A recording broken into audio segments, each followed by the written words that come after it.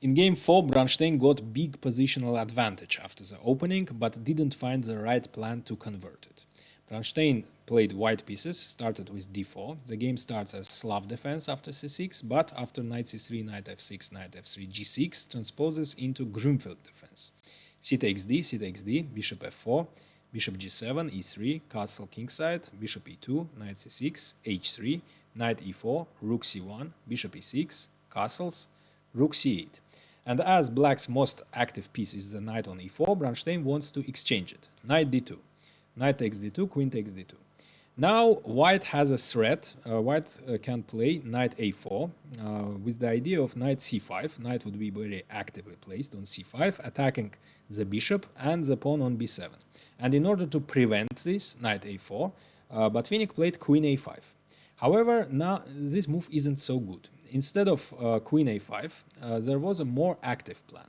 Botvinnik could have played f6, preparing e5, and also preparing the retreat square for the bishop. And after knight a4, bishop f7, knight c5, e5, and black would have active counterplay. But instead of it, Botvinnik played queen a5. And Bronstein played a3, preparing b4 with tempo expanding on the queen side. And Botvinnik played a6. This move seriously weakens the b6 square, and you will see how important it will be. On the other hand, this move sets a deadly trap.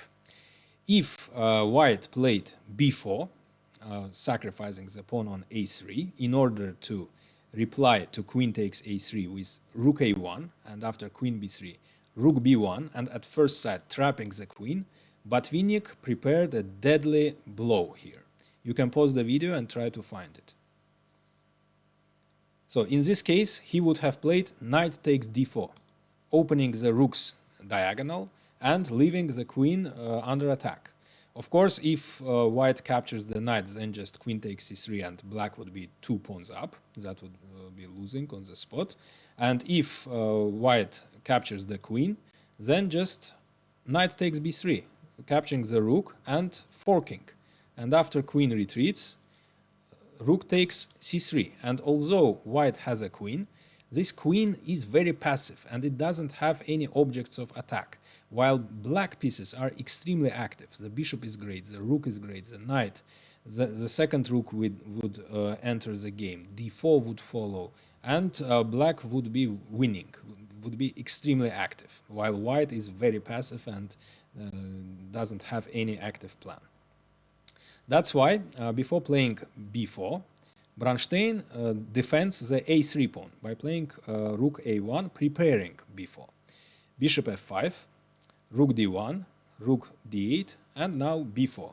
Queen b6, knight a4, attacking the queen, queen a7, bishop c7, so attacking the rook. White pieces gradually occupy the queen side. Rook d7, bishop b6 attacking the queen, queen b8, queen is now very passive, and in this position white has a big positional advantage. And Bronstein writes in his annotations that if Botvinnik played white in this position, he would have easily won any opponent in the world, just by playing simple, natural bishop c5, pinning the pawn, vacating the b6 square for the knight. So next move, white would play with tempo, attacking the rook. On b6, vacating a4 square for the pawn, and then would expand on the queen side. a4, b5, attacking the knight, squeezing black even more. Another idea would be bishop f3, attacking the pawn. Black cannot defend it because the pawn is pinned, and queen a2 also attacking the pawn.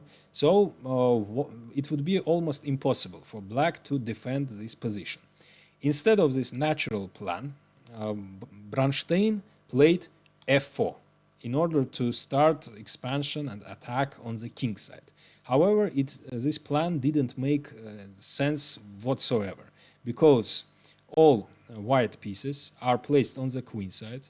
There are no pieces on the king side to attack, and black king side, the king is absolutely safe, and there are no weaknesses on the king side. So this attack had no prospects at all. So Bronstein chose a wrong plan and lost his positional advantage. And Botvinnik made a very strong move now. Knight a7. The idea is to play knight c8 and then reroute this knight through d6 to e4, as after f4 the e4 square has become weak and the knight on e4 would be greatly placed. Bronstein plays g4, bishop e6, and now in order to prevent this maneuver, Bronstein decided to exchange his bishop for the knight. Bishop takes a7, queen takes a7, knight c5 attacking the rook, rook d6, knight takes e6, rook takes e6, rook c1. However, white still has some advantage, as white has c-file. Queen b8, and here the natural move rook c5 would be premature, attacking the pawn, because black would have counter blow, g5, as g3 square is weak, and if white captures or plays f5, of course, queen g3 would be winning for black. And after rook takes d5, black would play g takes f, e takes f, and rook e4, attacking the weakness on f4, and all black pieces are extremely active. And in this position, black is not worse. Maybe even black is better in this position.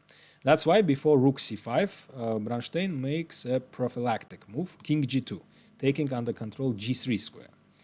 Now rook c8, bishop f3 attacking d5, rook d6 defending it, rook c5, again attacking d5 pawn, e6, rook c1. So white, although white lost most of its positional advantage, white still has some advantage, as white is dominating on c-file. Rook takes c5, and here Bronstein loses the remaining advantage too, by playing rook takes c5, in order to keep the c-file, control over c-file. However, it would be much stronger to capture with a pawn, grabbing more space on the queen side, and also opening a b-file, where black has a backward pawn. And after rook c6, rook b1, queen c8, queen b4, white has some pressure and has some small advantage. However, Bronstein didn't want to give away the c-file and captured with a rook. And after this, position becomes absolutely equal. Bishop f8, queen c2, rook d8 attacking the rook, rook c3, bishop d6. So now there are no penetration squares, the bishop controls it. h4, king g7, queen c1, h6, rook c2, g5, Botvinnik defends actively, f takes g, h takes g, h5, king h8, queen e1, rook f8, e4, d takes e, queen takes e4, rook c8, bishop d1, rook takes c2 check, bishop takes c2. Now there are checkmate threats, but of course queen h8 protects it, bishop d3, queen g7, king f3, a5, b takes a, bishop takes a3, and in this position they agreed to a draw. Hit the like button, as it's really helpful for the channel growth, and subscribe to watch next games of this great match. See you in the analysis of game 5.